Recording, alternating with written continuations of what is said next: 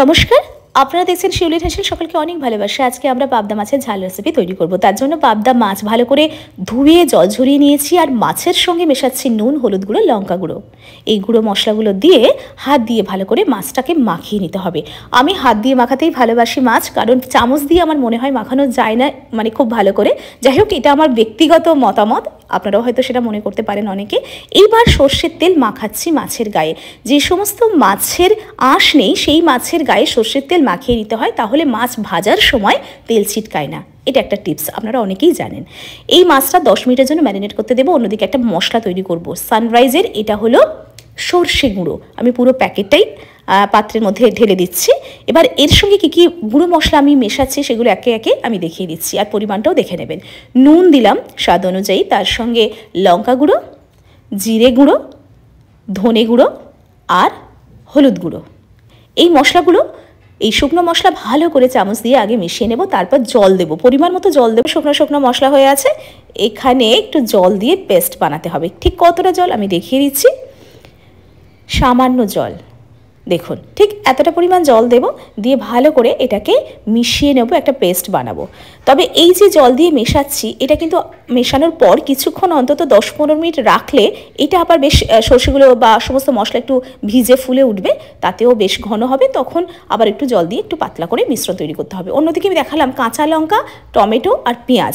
এবার কিভাবে করছি দেখুন। কাঁচা লঙ্কাগুলো চিড়ে দিচ্ছি, আর পেঁয়াজ তো কুচিয়ে নিয়েছি, যতটা যা পরিমাণ আমি দেখাচ্ছি ঠিক সেভাবেই আমরা করছি। আর টমেটো একটা কুচিয়ে নিয়েছি, বাস রেডি হয়ে গিয়েছে। এবার কড়াইটা ভালো করে গরম করেছি, সর্ষের তেল দিয়েছি পরিমাণ মতো। মাছ ভাজবো। এই যে মাছ, পাবদা মাছ, ট্যাংরা মাছ, কি করে ভাজলে আমাদের তেল ছিটকাবে না, সেটা হলো তেলটা আগে ভালো করে খুব গরম করতে হবে, ধোঁয়া ওঠা করে গরম করতে হবে। তারপর গ্যাসের ফ্লেম কমিয়ে দিয়ে একে একে মাছগুলোকে গরম তেলের মধ্যে ছাড়তে হবে। তেলটা কিন্তু প্রথমে ধোঁয়া ওঠা করে গরম করতে হবে। গ্যাসের ফ্লেম কমিয়ে দিয়ে মাছ ছেড়ে, মানে গরম তেলে মাছটা ছেড়ে এপিঠ ওপিঠ করে মাছটা ভাজতে হবে। খুব হাই ফ্লেমে ভাজলে হবে না, একটু ফ্লেমটা মিডিয়াম করা যেতে পারে, কিন্তু হাই ফ্লেমে ভাজলে মাছটা তেল ছিটকানোর ভয় থাকে। যাই হোক, এইভাবে আমরা সব মাছগুলোকে ভেজে তুলে রাখছি, দেখুন লালচে করে। আমি যখন এই সমস্ত মাছ, যেমন পাবদা মাছ বা ট্যাংরা মাছ বা এরকম ধরনের মাগুর মাছ, শিং মাছ, যে মাছের আঁশ নেই সেই মাছগুলো আমার ভাজতে কোনো অসুবিধা হয় না, কারণ আমি ঠিক এইভাবে যে মশলা মাখিয়েছি তার সঙ্গে তেল মাখিয়ে মাছগুলোকে ভাজি, আর মাছগুলো ভাজার সময় তেলটা খুব ভালো করে গরম করে যেমনটা বললাম সেভাবে ভাজি। যাই হোক, আমার মাছ ভাজা কমপ্লিট হয়ে গিয়েছে। আমি আরও বাকি মাছগুলোও ভেজে নিয়েছি, সেগুলো একই প্লেটে তুলে রাখছি। হয়ে গেল আমাদের মাছ ভাজা কমপ্লিট। এবার চলে যাব মাছ ভাজার তেলে রান্না করতে। দিলাম ওই তেলের মধ্যে কালো জিরে দিয়ে দিলাম, তারপর কাঁচা লঙ্কা যেটা চিড়েছিলাম সেটা দিয়ে দিলাম, তারপর এর মধ্যে দেব পেঁয়াজ কুচি। আমি যেমনভাবে বলছি ঠিক তেমনভাবে একবার করে দেখবেন, অসাধারণ টেস্ট লাগে। টমেটো কুচিও দিয়ে দিলাম ঠিক এর মধ্যেই। বাস এইবার আমরা একটু নাড়াচাড়া করে নেব। এখন কিন্তু গ্যাসের ফ্লেম একটু মিডিয়াম টু হাইয়ের দিকে আছে, ঠিক আছে, কারণ এটা একটু মশলাটা, মানে মশলা নয়, এটা হচ্ছে পেঁয়াজ টমেটো, এগুলো সব ভাজা ভাজা করতে হবে। নুন দিলাম যার জন্য এই জিনিসটা পুরো নরম হয়ে আসবে। আদা রসুন বাটা আমি দিচ্ছি এখানে 1.5 চামচ থেকে 2 চামচ মতো। তারপর দিয়ে ভালো করে এটা একটু বেশ ভাজা ভাজা করব। এখানে কিন্তু এখনও কোনো গুঁড়ো মশলা বা কিছু পড়েনি, যা যা পড়েছে আপনাদের সামনে সেগুলো দেখিয়ে দিলাম।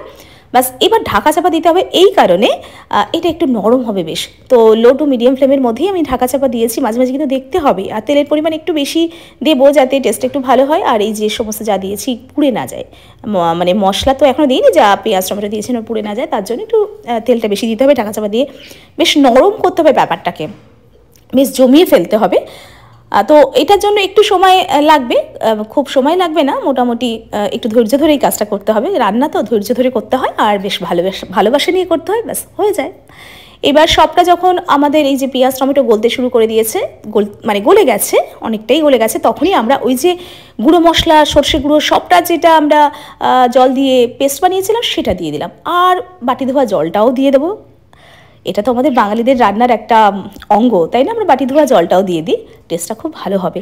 এবার আমরা সবটা ভালো করে মিশিয়ে দিচ্ছি, আর একটু জল দিয়ে দেবো, কারণ মাছগুলো ডুববে, একটু সিদ্ধ হবে। তবে হ্যাঁ, এখন আমি চিনিটা দিয়ে বাকি গল্প বলছি। সামান্য একটু চিনি দিলাম ব্যালেন্স করার জন্য, নুন ঝাল মিষ্টির একটা ব্যালেন্স হবে, দুর্দান্ত টেস্ট করার জন্য সবটাই দিতে হবে কিন্তু। এবার মাছটা দিয়ে দেবো, ভাজা মাছটা দিয়ে দেবো। যখন দেখবো সামান্য একটু ফুটে উঠেছে আমাদের ঝোলটা, তখনই ভাজা মাছটা দিয়ে দেবো। যেটা বলছিলাম, ঝোলের পরিমাণটা একটু বুঝে শুনে করতে হবে। খুব বেশিও ঝোল করা যাবে না, আবার খুব কমও নয়, একটু গা মাখার থেকে একটু বেশি ঝোল হবে। এবার কাঁচা লঙ্কা দুটো চেরা দিয়ে তারপর ঢাকা চাপা দিয়ে আরও 5-7 মিনিট রান্না করলেই আমাদের রেডি হয়ে যাবে। দেখুন আমাদের রান্নাটা কমপ্লিট হয়ে গিয়েছে। আমরা এবার দেখাচ্ছি, ঢাকনা খুলে একটা পাত্রে আসলে ট্রান্সফার করে নিয়েছি মাছটাকে। ঢাকনা খুলে দেখাচ্ছি কতটা সুন্দর হয়েছে, দেখতে ভীষণ সুন্দর হয়েছে, খেতে অসাধারণ, আর ভাতের সঙ্গে জাস্ট জমে যাবে। মাছে ভাতে বাঙালি, আর মাছের রেসিপি যদি ঠিক এরকম হয় তাহলে তো জাস্ট জমে যাবে, ভাতের সঙ্গেই অবশ্যই খাবেন।